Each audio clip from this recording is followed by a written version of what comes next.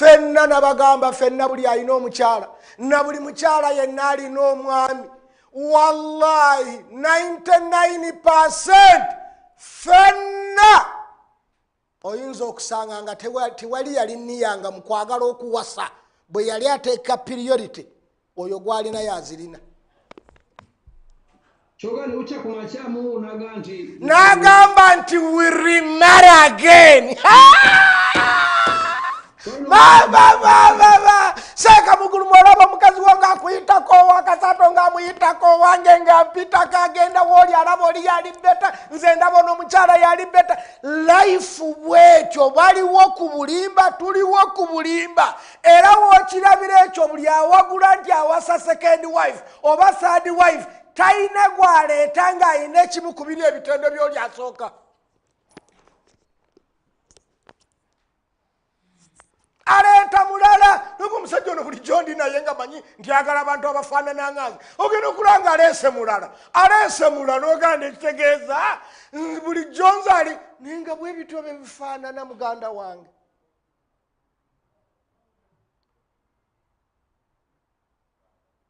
eyo right muginyweze era nga mugimanyi you must kalimbakooko mukyala wakubanja okumulimbako nti you are the best naye right z'omusaba alina okulimbako nti bwenkutunuulira kiyitaga abasajja abategerekanga gwe naye nga wallahi naawe okimanyi nti mu maaso ge totegerekeka byakusaba oleeta koota yaabyo oba otegerekamuki naye netuwangaalira awo tugende ku right endala eyo tugiveeko seeka muguluma ntegerekesa bulungi nnyo kiriya atakitegedde wesitegedde naye nga kiri bulungi nnyo temuga nti mbonoonedde obufumbo mwe mwampita ne topiki ne mugimpa sinze nagironda muginzijeko mumpe endala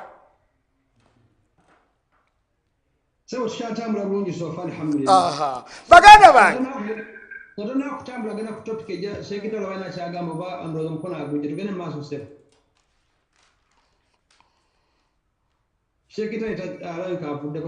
baganda bange right نعم السلام عليكم ورحمة الله وبركاته. عليكم السلام. زمسوم سوا نشاي نشوزه كجاما تدي omusajja wayina okwogera amazima n'omukyala wayina okwogera amazima naye ng'ate agenderera mu bufumbo buno busigalewo. Nsaba ntegerekebwe nti bwe ŋŋamba nti tulimba okugumya obufumbo tuba tulabye nti mu kiseera ekyo ekirimbo kye kigenda okubugumya. W'olabira bw'oyogera amazima ge gagenda okubugumya gw'oba okola ki? Gw'oba oyogera. That moment opimamu nti ebibiri okwogera amazima essaawa eno n'okumulimba ki ekigenda okutusigaza mu mirembe. Bw'olaba ng'okwogera amazima kwe kugenda okubasigaza mu mirembe awo mubuulire yogera mazima. Ekikulu kya byonna fomula eryemu nti kuleeta mirembe. Ekireeta mirembe ky'oba oyogera ssebo. Barakallahu fiikum. Kitegerekese bulungi nnyo? Ese oseka wange. Akati gwe bw'onaagamba omukazi n'omugambira eyo nti omanyi n'amaze masters njagala okwongerayo ne PhD emyaka emirala ena bw'olaba nga kigenda okumusigaza Uganda nga muntu mulamu. Mugambe nti wallahi kasita asoma hadisi za nabbi asigaleyo. Naye bw'olaba ng'okumugamba nti amisomo nakimanyiza nti kati ngenda kubeera naawe Uganda ng'ate gwe wamaze n'okuwaayo application eya PhD mugambe nti nkomawo.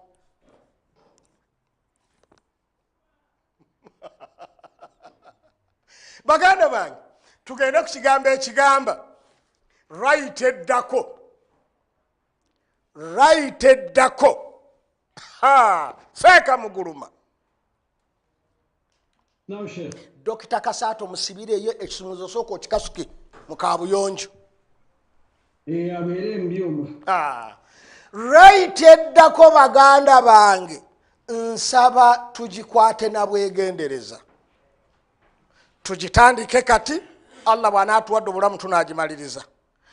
Buli mufumbo yenna, buli mukyala yenna mpuliriza, buli mwami yenna mpuliriza, make sure nti mu life yo ne balo omukolera ekintu kyatalabangako kyabadde tasuubira mu muntu yenna.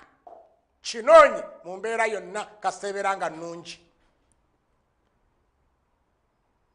Nziramu buli alina omukyala mu rights z'akusaba olina okumukolera ekintu ng'abadde takisuubira mu bantu bonna era nga naawe abadde takikusuubiramu kubanga oli mu bantu, kyalifa takwerabidde nga talina wakifunye. If not that, you are a failure husband, you are a failure wife.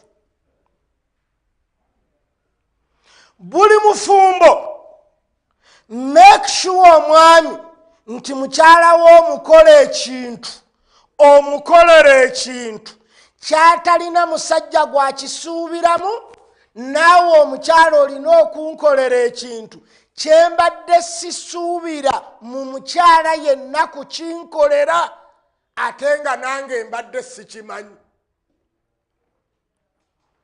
Ekyo nga kitegeeza nti buli mufumbo yenna, buli mukyala yenna alina ekintu ky'osobola okumukolera kyabadde tasuubira kufuna, n'omusajja alina ekintu ky'olina okumukolera kyabadde tasuubira kufuna, naye tonnategeera nsulo we kiva, naye tannategeera nsulo ekikyo we kiva. Tusobola okuwangaala mu bufumbo n'omukyala ne tutuuka n'okwawukana, obanga walumbe yatwawudde obanga divorce yetwawudde, n'atabaako ne kyanzijukirako nti mu life yange yonna kino omuntu omu yakinkolera, means you a failure mu that period.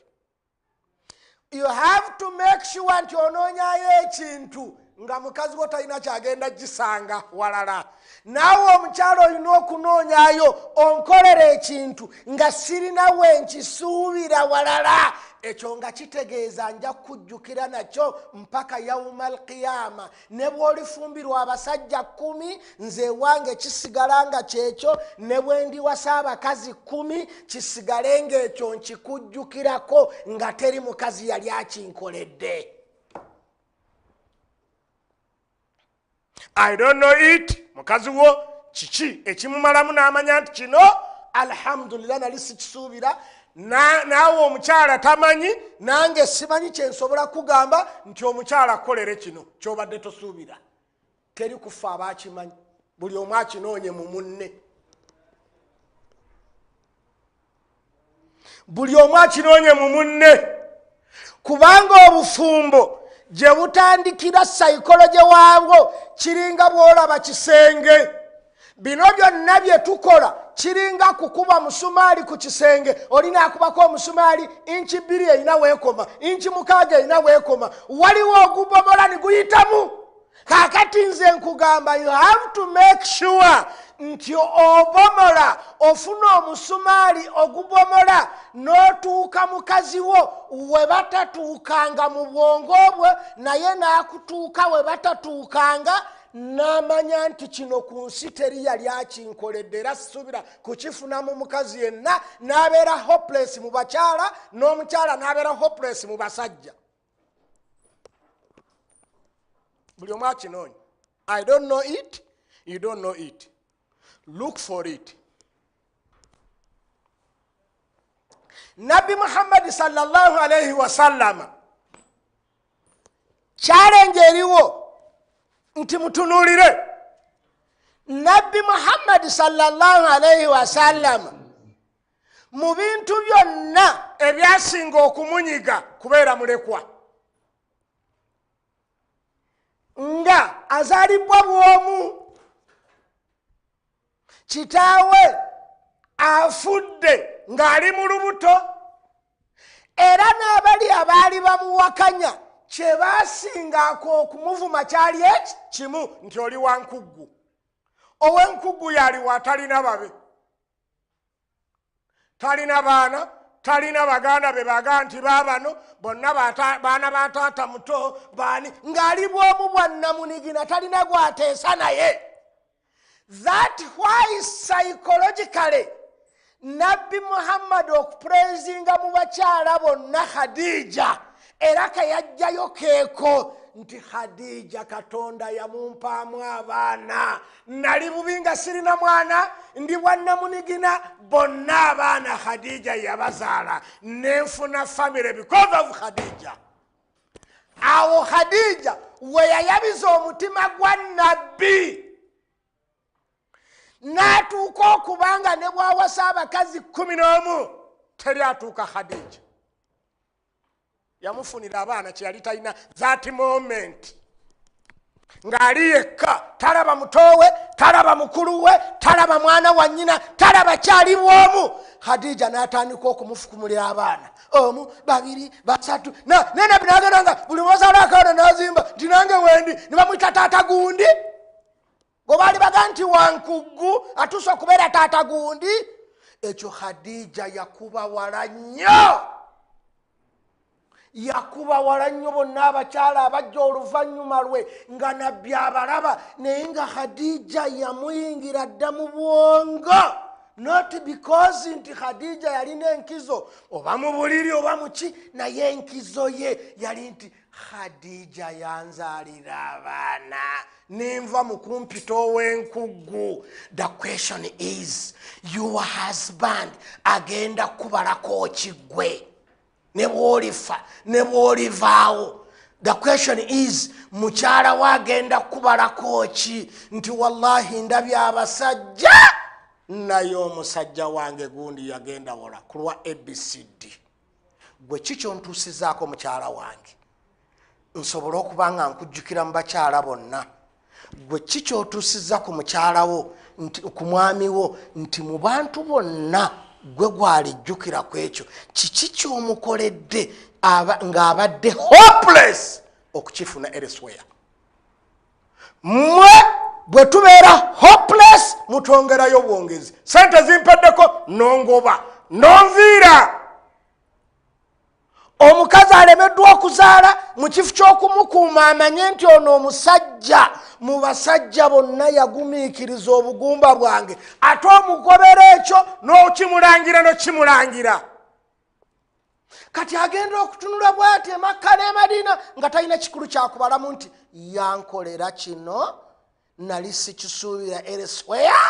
Omukazi yankolera kino, omusajja yankolera kino. Eyo homework buli omu addeyo yeebuuze nti baze nnyinza mukolera ki, n'asigala nga ne bwe bamuziika ekyo kyokka kyagenderako. Mukazi wange nnyinza mukolera ki, n'abeera nti atamidde ne bwe bamuziika, ogwo omwenge gwagenderako.